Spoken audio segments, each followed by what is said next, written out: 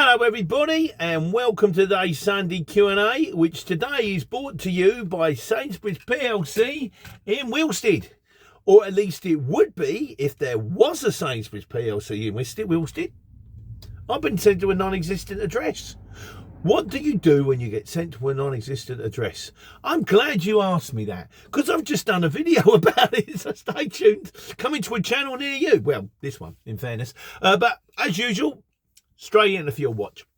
So this week just gone, I have Watson's at 143.56, Motia at 143.93, XPress Fuels at 144.77, and UK Fuels at 145.2. White Van Man, my partner in crime, had Watson's at 143.85, Silvery Fuels at 144.14, and UK Fuels at 146.65. So the winner last week was Watson's, which was 143.5, but they're all pretty close this week. I'm hoping with the week coming, with things seeming to iron out a little bit in the Middle East there, that hopefully the fuel prices might come down a bit. But I've had no emails or anything yet. As usual, if you want to know, if you're listening to this or watching it on Sunday and you want to know the fuel prices for the coming week, I'll put them in the comments. You can have a look, give you an idea of what I'm paying and what you should be paying in the week follows. Right, we've actually got a question of the week this week, which is always nice. It's always free content for me. Mark says, Mark here on the Mark Couriers. Yeah, works. Seeing lots of courier companies are folding, is this the game we should be in anymore? Well, I shall do you a video on that, Mark. Just stay tuned for more thrilling content. Kind of playing it fast and loose with a phrase thrilling there, aren't I? But yeah, I'll do you one on that, mate. I might record it today. I've got nothing else to do while I'm sitting to tip to an invisible DLC spooky thing. I don't know. So anyway, this week's main video, I've got to be honest, a little bit self-indulgent, but I did put some time into it, was the book. So I dragged my heels a bit. Maybe because I didn't want to do it, you know, it's not an easy topic to tackle, things going wrong. But I'd sort of, then I had a bit of an epiphany when a baby was born. With I'm a granddad now, and I wanted to leave something. So, you know, this is what your granddad did, rather than just drove a truck. Nothing wrong with driving a truck, like driving a truck, but I just want to say, you know, there's this too, son. You can do it too if you like. So I banged it all out. A few people have been very kind about it. You know, my mate Silkworm across the road said it was really good. Said a bit of an ordeal. Rather read it than go through it. It was an ordeal. Yeah, absolutely. I hope you're well there, Dick. But anyway, so Jack, who says, congratulations, mate. Thank you, my friend. Yeah, I'm pleased it's out there.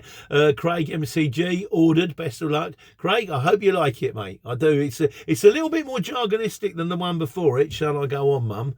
But not shall I go on, Mum. There is a comma. But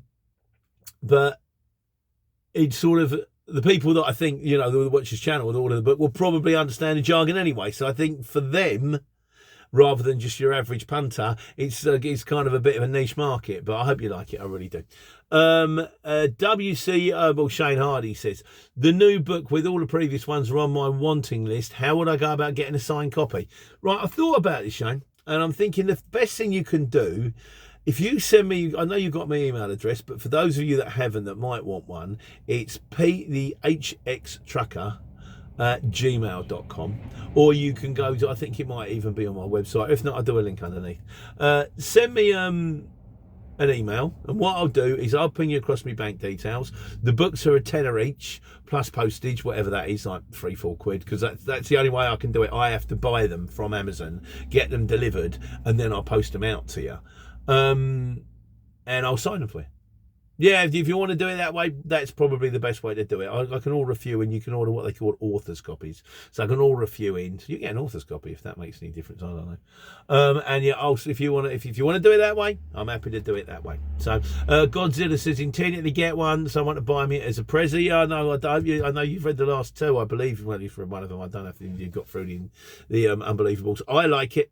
It's not for everybody. I like it. That's the way you write a book. You don't write it thinking about the audience. You write it for you. You've got to write it. You've got to care about the characters. You've got to like it, because if you don't like it, no one else will. Got that from Neil Gaiman. Not personally, he didn't pop around the house. But although Neil Gaiman, anyone know Neil Gaiman? He did oh, what does he do? The Sandman and Coraline and the Nightmare Before thing. He also he was involved in a thing called Lucifer. You see that thing on TV that was on, probably on Netflix? It's got the guy out of Miranda in it. Good, I enjoyed it. Lucifer was based on a set of comics which was also collaborated with a guy called Jim Carrey, who also wrote The Girl with All the Gifts, and he's written loads and loads of books.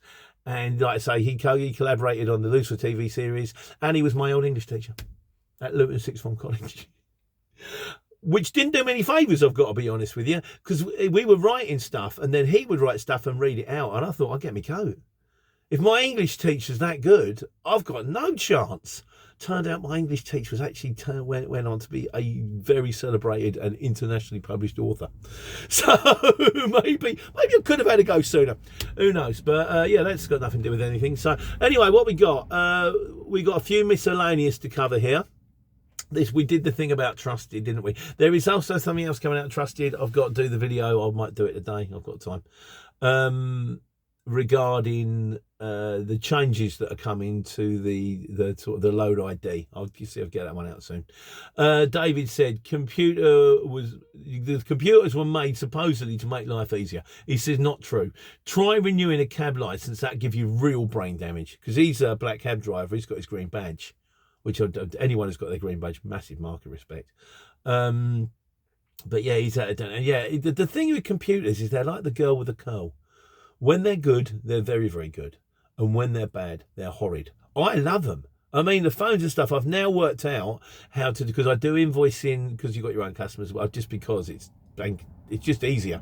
I don't do the invoicing on the CX. I've actually got Free Agent, which is like Zero. Lots of people do Zero, but Free Agent does the automatic. It does automatic tax return at the end of the year, and I've learned how to do it on the phone. Now, what I do is I can complete a job. I can do the invoice on my phone, or I've got the computer out, and I can copy and paste things, and I can put it on a tablet, and I don't have to print it. I don't have to write everything at hand. When it works, it's brilliant. When it doesn't work, like when you're in the cabin and the lady's going, the computer just won't talk to the printer. It won't print. I don't know why. It was printing a minute ago. It will print in a minute. It just won't print. They drive you absolutely bonkers because there's no rhyme or reason to it. Have you tried it? I'm turning it off and on again. Have you tried installing drivers? Yeah, I've done all that.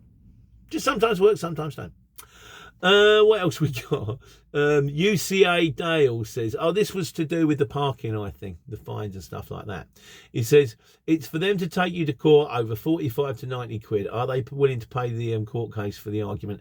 I think what happens is a lot of the time they either make an example of someone, me, or, which was ridiculous, because we got a parking fine for delivering to a Miller and Carter's. It's like, I wasn't parked.